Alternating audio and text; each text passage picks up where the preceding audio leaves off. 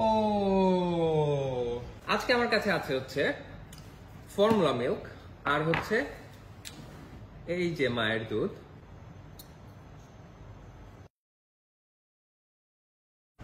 এই হচ্ছে আমাদের 400 গুণ বিবর্ধিত অবস্থায় 400 গুণ বড় করে যদি আমরা মায়ের দুধ দেখি। শিশুর জন্য মায়ের দুধের বিকল্প নেই, এটা আমরা ছোটবেলা থেকেই শুনে আসছি। বাট আমরা কি কখনো দেখেছি আসলে মায়ের দুধের সাথে ফর্মুলা মিল্ক মানে যেটা বাজারে পাওয়া যায় সেটার কতটুকু পার্থক্য? আর একটা কথা বলে নিই, কিছুদিন যাবত একটা ভিডিও সবাই দেখছেন এবং এর মধ্যে থেকে দু একজন আমাকে কমপ্লেন করেছেন যে আমার ভিডিওগুলোতে আসলে ভালো মতো কোনো কিছু বোঝা যায় না। আসলে আপনি যদি সেরকম ফ্যান্সি পিকচার্স এগুলো দেখতে চান তাদের জন্য আমার ভিডিও না। আমি আমার ভিডিওগুলোতে কখনো কোনো কালার চেঞ্জও করি না, শুধুমাত্র এটার জন্য যেন আপনারা একদম বাস্তব রূপটা দেখতে পারেন মাইক্রোস্কোপের নিচে অ্যাকচুয়ালি আসলে জিনিসগুলো কেমন দেখায়। তো আমি ভাবতেছিলাম যে যেই জিনিসগুলো তারা ওই ভিডিওতে দেখাইছে আমি সবগুলো এক এক করে দেখবো যে আসলে কতটুকু বাস্তব। তো সেগুলো পরের ব্যাপার। আজকে আমার কাছে আছে হচ্ছে ফর্মুলা মিল্ক আর হচ্ছে এই যে মায়ের দুধ।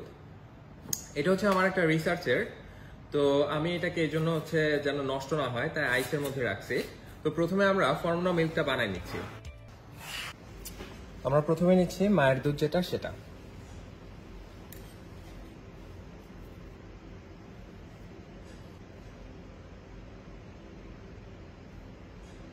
তো এটা হচ্ছে 200 গুণ বিবর্ধিত, 200 টাইমস বড় করে আমরা দেখছি।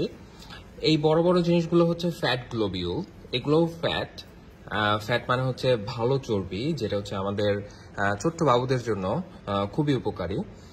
আর এর মধ্যে আরো অ্যান্টিবডি, মাইক্রোবস, এগুলো অনেক কিছু থাকার কথা, বাট সেগুলো এতই ছোট যে হয়তো দেখা যাবে না। তারপর আমরা আজকে দেখার চেষ্টা করব। ও দেখেন, 400 গুণ বিবর্ধিত করলে একদম স্পষ্ট এই যে ফ্যাটগুলো দৌড়াচ্ছে। ফ্যাট গ্লোবিউল মানে ফ্যাট বলতে অবশ্য খারাপ শোনায়, কিন্তু এরা হচ্ছে খুবই ভালো জিনিস। এটা হচ্ছে আমাদের শিশুদের জন্য খুবই গুরুত্বপূর্ণ। এরা এতই পিচ্ছিল যে যে দেখেন দৌড়াদৌড়ি করছে। সাধারণত হচ্ছে ফর্মুলা মিল্ক যেগুলো থাকে মানে বাজারের থেকে যে সমস্ত গরুর দুধ কিনতে পাওয়া যায় ওদের মধ্যে এই ফ্যাট গ্লোবিউলগুলো এত বড় বড় থাকে না।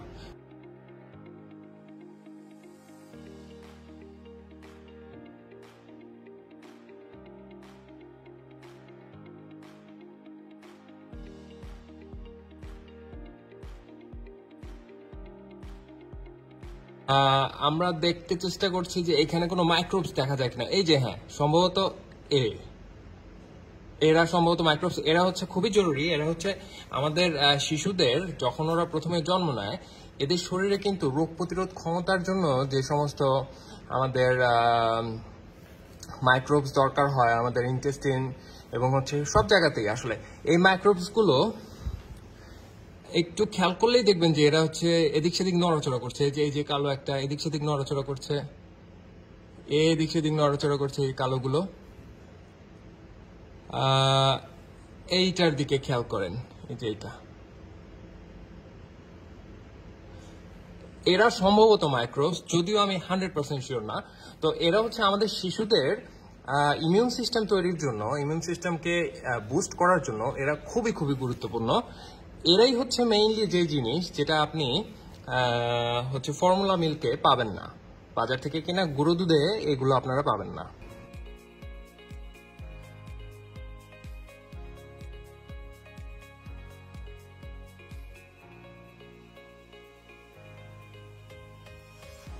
তো মেইনলি যেই পার্থক্যটা আমরা দেখতে পাচ্ছি এখানে সেটা হচ্ছে মায়ের দুধে যেরকম ফ্যাট গ্লোবিউলগুলো ছিল সাসপেন্ডেড অবস্থায় ছিল সেগুলো এখানে দেখা যাচ্ছে না।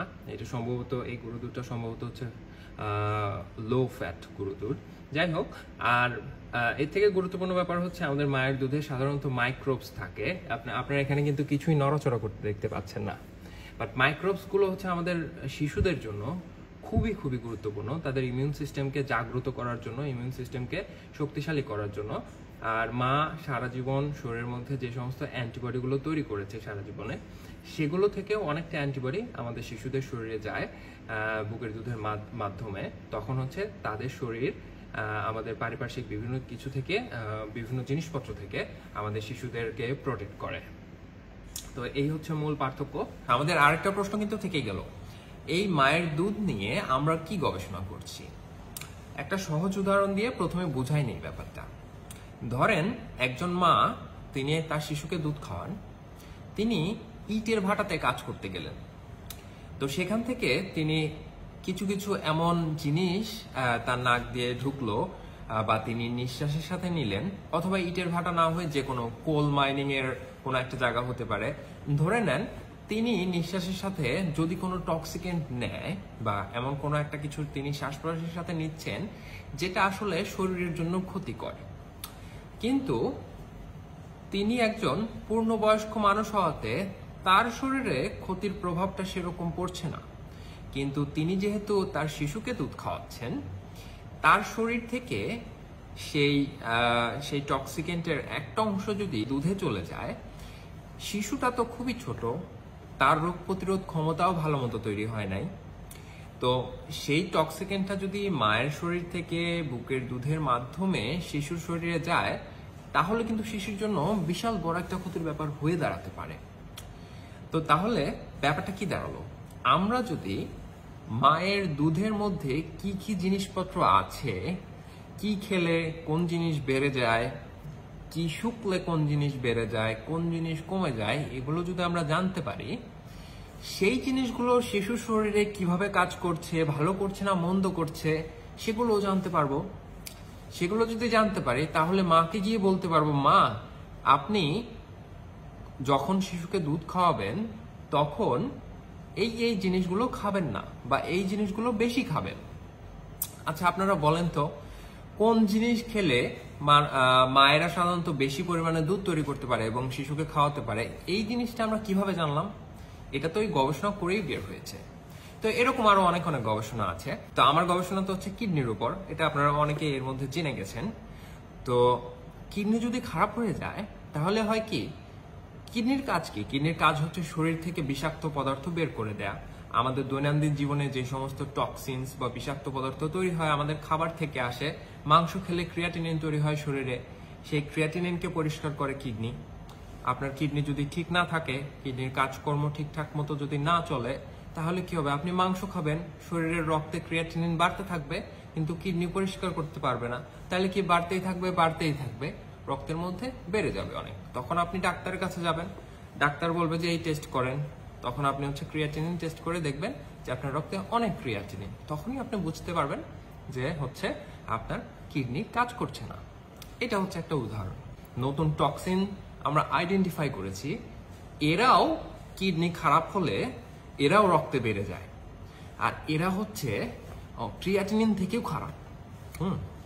তো এখন আমাদের এই মাদার মিল্কের যে প্রজেক্ট, মানে মায়ের দুধের যে প্রজেক্ট, এই প্রজেক্টে আমরা জানতে চাই যে সেই টক্সিনগুলো যেগুলো আমরা আগে আইডেন্টিফাই করেছি যে কিডনি যদি খারাপ হয় এরাও রক্তে বাড়তে থাকে, শুধুমাত্র ক্রিয়াটিনিন একা না।